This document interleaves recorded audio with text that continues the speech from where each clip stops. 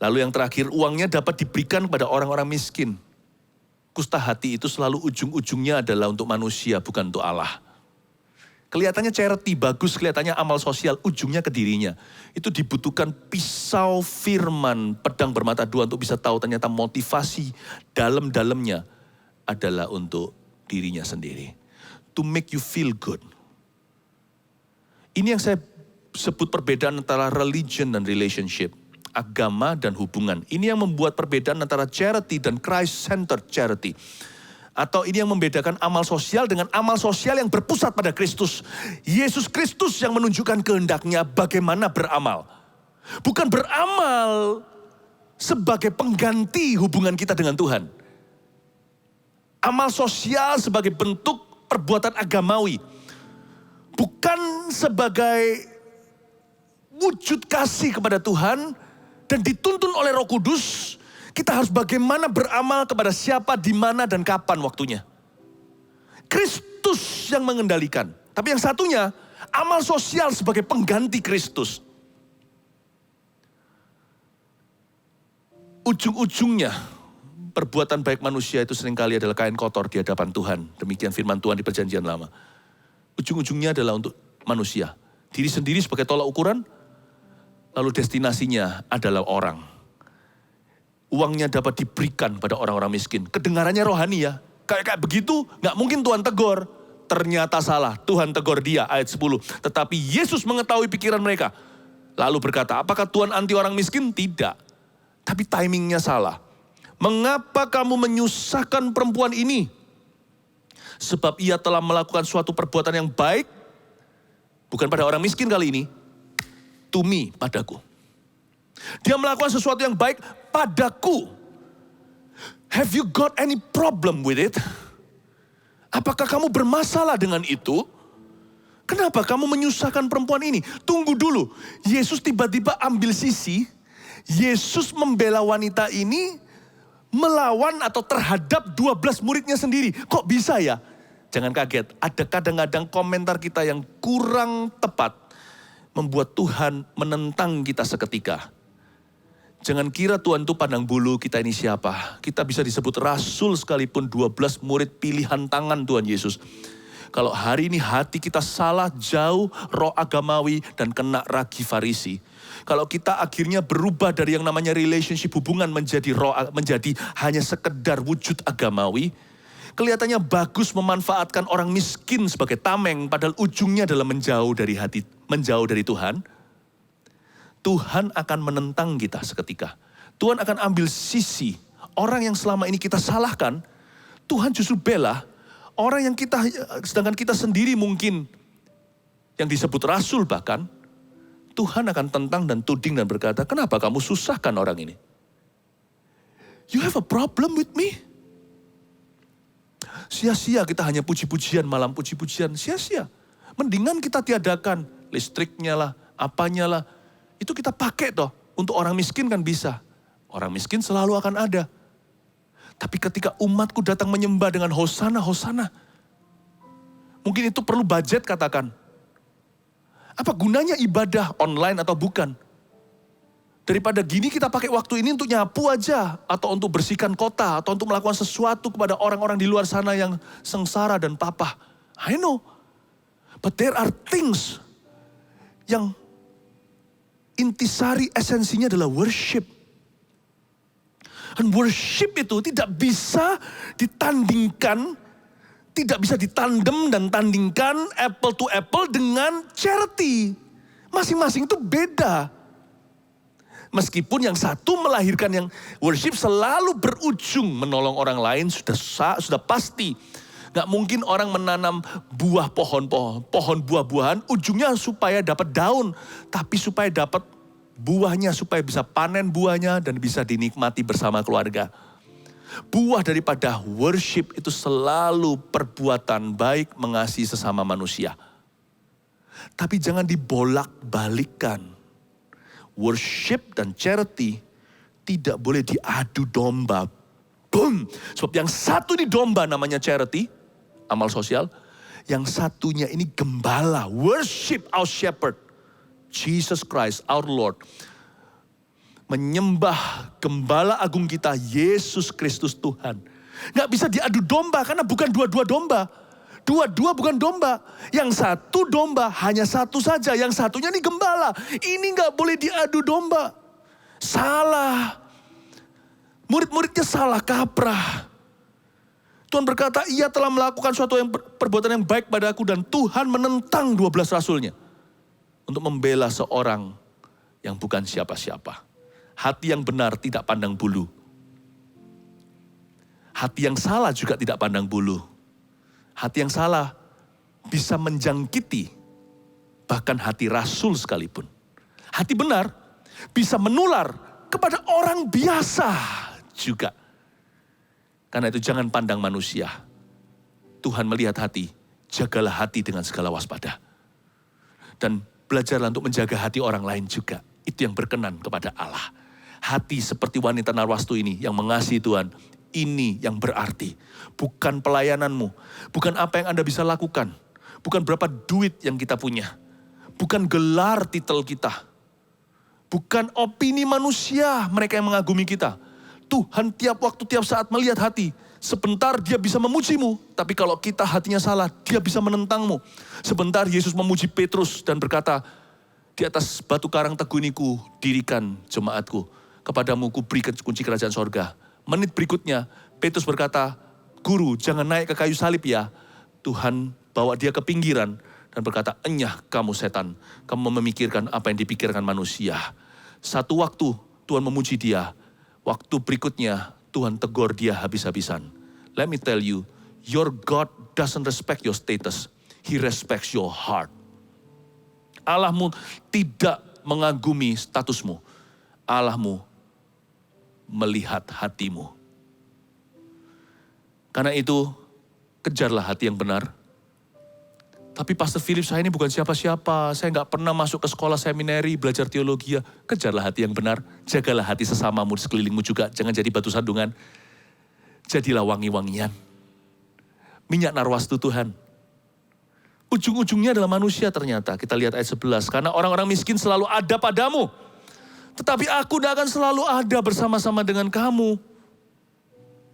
Ayat 11 ini Tuhan sedang menunjukkan bahwa common works of charity atau pekerjaan amal sosial yang sifatnya reguler itu harus dan patut terjadi.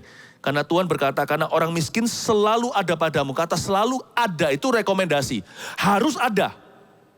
Makanya di gereja kita tercinta, gereja Mawar Sharon yang saya gembalakan ini ada yang namanya Mawar Sharon Peduli. Yayasan MSP. Jemaat pasti tahu, MSP, Mawar Sharon Peduli. Tapi itu Christ driven atau dituntun sama Kristus. Nggak hanya asal amal. Kita itu sembahyang doa, tim, tulang punggung daripada ministry ini. Berlutut sujud di hadapan Tuhan, tuntun kami. Kepada siapa kau utus hari ini untuk kami bantu. Itu bukan sebagai religi. Itu sebagai salah satu wujud relationship atau hubungan. Bukan religion doang atau bukan roh agamawi. Bukan sebagai pengganti Kristus. Pusatnya pada Tuhan. Itu wujud buah-buahannya. Tapi kita tahu kepada siapa kita melayani. Ujung-ujungnya adalah Kristus bukan manusia. Tuhan berkata orang-orang miskin selalu ada padamu itu berarti harus ada. Jadi Tuhan tidak anti. Kalau kita baca ayat 11 ini apakah Tuhan itu anti? Enggak, Tuhan sendiri berkata, Injil diberitakan kepada orang miskin. Tuhan Yesus itu seperti apa kasih makan 5.000 orang? Itu hanya laki-laki, belum perempuan dan anak-anak. Tuhan Yesus jamah orang kusta. Tuhan Yesus jamah. Ada satu orang buta di jalan, Bartimeus. Tuhan celikkan matanya, pengemis dia. Tuhan tuh cinta. Tuhan sayang semua orang. Orang yang dijijikkan oleh masyarakat, dihindari seperti pemungut cukai, tukang pajak. Tuhan datang ke rumahnya. Apakah cari gara-gara, cari masalah, cari penyakit? Tuhan datangin, Tuhan deketin. Semua orang masyarakat menjauhi. Tuhan ke rumah Sakius yang pendek, kurcaci. Dihina sama teman-temannya waktu SD dibully. Tuhan tunjukkan cinta. Jesus loves the poor, the needy. The avoided. Tuhan Yesus itu sayang dengan setiap orang yang dihindari, dijauhi, dicibir, dimusuhi. Tapi Tuhan berkata, tapi aku gak akan selalu bersama dengan kamu. Yang Tuhan tunjuk di sini bukanlah perbuatan amal sosialnya, tapi kairosnya. Kata kairos itu artinya waktu ilahi. Waktu ilahinya itu salah. Your kairos is wrong because you don't know your heart and you don't know my heart. Kairosmu salah karena kamu tidak tahu hatimu sendiri dan kamu tidak tahu hatiku. Apa maksudnya kairosnya? Ayat 12 coba lihat. Sebab dengan mencurahkan minyak itu ke tubuhku, ia membuat suatu persiapan untuk penguburanku. Jadi ternyata wanita ini tahu sesuatu yang murid-murid tidak mengerti. Karena hati mereka terlalu diisi hanya dengan opini atau dengan roh agamawi. Tapi perempuan ini melihat sesuatu secara rohani. Tuhan itu gak mungkin iseng karena Tuhan itu anak Allah. Dia tahu apa yang di hati manusia. Sebelum Nathanael datang ke dia sudah lihat di bawah pohon mana. Tuhan tahu apa yang mereka bincangkan, debatkan, gegerkan. Tuhan kali ini membaca hati dan pikiran seorang perempuan. Sebab perempuan ini tahu kalau aku segera akan mati. Dia sedang meminyaki aku selain menjadikan aku raja atas hidupnya. Dia RSVP early. Dia booking dulu ke depan sebelum Yesus mati. Aku mau jadi muridmu selama-lamanya. Aku mau jadi pengikutmu. Tapi wanita ini melihat sesuatu. Dia tahu bahwa aku akan mati segera sedangkan kalian masih berdebat hal-hal yang sia-sia. Gak heran ya. Siapa yang pertama lihat Yesus setelah kebangkitan? Maria Magdalena. Bukan Petrus. Bahkan bukan Yohanes. Orang yang menghargai Tuhan sebagaimana Tuhan harus dihargai. Orang itu akan lihat dulu kemuliaan Tuhan. Orang yang taunya hanya kerja, hanya pelayanan, tapi gak pernah nangkep isi hati Kristus. Marta contohnya.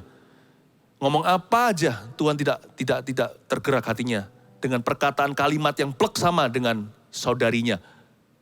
Dengan sisternya. Si Maria datang menangis dan berkata, Tuhan, bangkitkan saudaraku Lazarus. Tuhan langsung menangis di salah satu ayat, jikalau bukan ayat yang terpendek di dalam Alkitab. Menangislah Yesus. Lazarus bangkitlah setelah 4 hari mati. Orang yang nangkap hati Tuhan, biasanya cepat melakukan kehendaknya sebelum yang lainnya, teman sebayanya, bahkan mengerti itu apa. Mereka akan masuk ke dalam divine timing dan akan ada koneksi ilahi. Seringkali kita kira, kalau kita pintar, maka kita akan sukses dan berhasil. Tidak. Kita tidak bisa membaca masa depan. Orang yang biasa-biasa tapi hatinya cinta Tuhan itu yang dituntun dalam rencananya yang ajaib. Bukan orang yang bergelar. Bukan orang yang punya status posisi di masyarakat. You'll be very surprised. You'll be very surprised.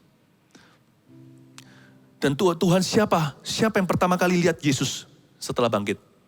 Maria ini, ya orang ini, Maria Magdala ini. Untung dia urapi Yesus, waktu Yesus masih hidup minggu-mingguan, beberapa minggu sebelum penyalipan. Sebab kairosnya salah, waktu ilahinya gak tepat. Kalau mau minyaki Yesus nanti setelah Yesus mati, gak akan keburu karena akan didahului dengan kebangkitan. Lukas 24 ayat 1-3 gak usah dibuka. Pagi-pagi benar di hari pertama minggu itu, di harinya kita, ya hari Minggu, maka beberapa wanita membawa rempah-rempah ke kuburan Yesus. Mereka hendak meminyaki Tuhan, rempah-rempah ya seperti narwastu, tapi gak semahal itu. Tapi ketika mereka sampai di sana, kubur Yesus sudah digulingkan batunya. Waktu mereka masuk ke dalamnya tidak menemukan mayat Tuhan sama sekali. Nah, telat kan kalau Tuhan nanti diurapi setelah kejadian, setelah mati, didahului kebangkitan. Makanya Tuhan berkata seperti ini. Kalian gak ngerti apa yang dia lakukan. Dia mencurahkan minyak itu ke tubuhku. Ia membuat suatu persiapan untuk penguburanku. Sedangkan kalian hanya bisa menghakimi orang lain. Sedangkan kalian sendiri yang salah kali ini. Hanya wanita ini yang paham hatiku dan nasib yang akan segera menimpaku. Dia bisa melihat rencana Bapakku sebelum semua yang kupanggil sebagai rasul. Semua orang yang punya gelar ini, hint atau bocorannya pun gak nangkep sampai sekarang. Dia sedang membuat suatu persiapan untuk penguburan. She understands something. Makanya Tuhan reward, memberi dia upah. Tuhan menghargai imannya. Pengenalannya lebih dalam dari yang lainnya. Makanya ketika Yesus bangkit, yang pertama melihat dia adalah seorang wanita. Yang mengira dia adalah seorang gardener atau tukang kebun. Suatu kebetulan yang ajaib bukan? Bukankah hidup kita ingin diisi dengan kebetulan-kebetulan yang heran? Perempuan itu datang ke kuburan masih mengira Yesus mati, meninggal dunia. Dia kira itu tukang taman, ternyata itu adalah Allah yang dibangkitkan. Anak Allah yang hidup itu. Saya harap nanti ke depan, orang-orang yang hoki kata dunia. Yang hoki itu, yang hoki dari Tuhan, yang diberkati, dipakai, dimuliakan, dipromosikan adalah orang-orang yang ketika dibuka, dadanya seperti ini, ada narwastu di dalamnya. Bukan ketika dibuka di sini, ada ragi Farisi. Bukan otaknya berapa brilian, tapi berapa banyak cinta kasihnya pada Tuhan di dalam sanubarinya. Orang yang seperti itu, yang akan Tuhan angkat, saya nubuatkan. Ayat 13 terakhir, aku berkata kepadamu sesungguhnya di mana saja Injil ini diberitakan di seluruh dunia. Apa yang dilakukannya ini akan disebut juga untuk mengingat dia. Seperti saya katakan tadi, firman ini kehendak Tuhan. Saya tahu jelas bahwa Tuhan beserta saya sekalipun penyampaiannya tentunya tidak sempurna. Tapi Anda bisa tangkap pesan yang Tuhan berikan melalui mulut saya. Garis bawahi kata, apa yang dilakukannya ini akan disebut juga untuk mengingat dia. Garis bawahi kata, apa yang dilakukannya. Sebenarnya perempuan ini lakukan apa sih? Lawan katanya kusta hati. Kalau tadi yang pertama, orang yang kusta hatinya itu hitung untung rugi. Maka tulis, perempuan ini melakukan apa yang membuat Yesus mempromosikan dia sepanjang sejarah. Sampai kapanpun juga, nama orang ini akan disebut dimanapun Injil diberitakan. Belum lagi, yang dalam jangka pendek, orang ini nanti yang akan melihat Yesus bangkit dulu. Yang ke satu, catat itu. Perempuan ini melakukan apa? Satu, tidak perhitungan dengan Tuhan Yesus. Ayo jadikan pedoman. Mulai hari ini Tuhan, aku tidak mau perhitungan dengan Tuhan. Saya tidak bicara soal persembahan. Saya bicara soal kehidupan dan hati.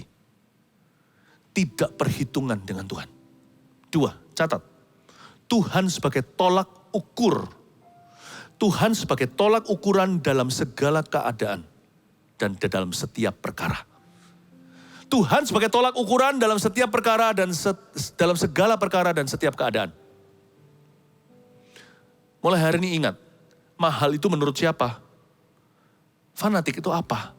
Terlalu banyak itu standar manusia. Tanya sama Tuhan, lebih baik begini. Apa yang menjadi kehendakmu? Aku tidak akan mendahulimu dan tidak akan ketinggalan di belakang. Aku tidak mau kurang lebih. Aku tidak mau kurang daripada kehendakmu, tidak mau lebih daripada yang kau kehendaki. Itu yang pas, tidak bisa ditawar lagi, non negosiasi. Biarkan kehendakmu yang jadi. Jadi, tolak ukuran segala sesuatu dalam hidup kita. Setiap keadaan adalah Tuhan. Jadi kalau kita disakiti orang, Tuhan bilang ampuni dia berapa kali? 7 kali. Too much Tuhan, too much menurut who? Menurut siapa? Kalau Tuhan berkata 7 kali 70, Tuhan yang kasih kekuatan untuk mengampuni di dadamu.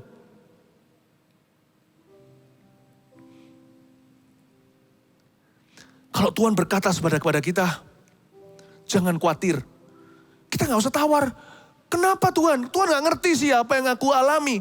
Kalau Tuhan bilang jangan khawatir, berarti Tuhan sudah sediakan sumber dayanya tuh gak khawatir. Gak mungkin Tuhan suruh kita buat roti, lalu Tuhan sembunyikan adonan. Lalu tepungnya ditahan. Nggak mungkin, Tuhan pasti sudah sediakan materinya.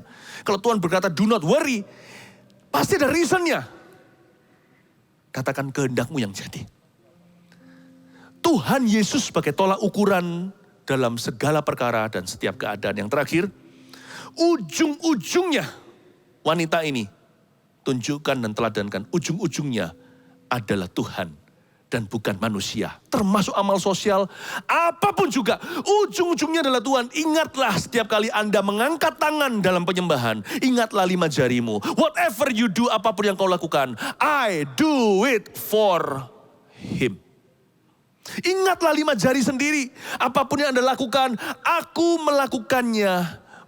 Aku melakukan ini untuk Yesus. I do this. Or whatever, apapun juga. For Him.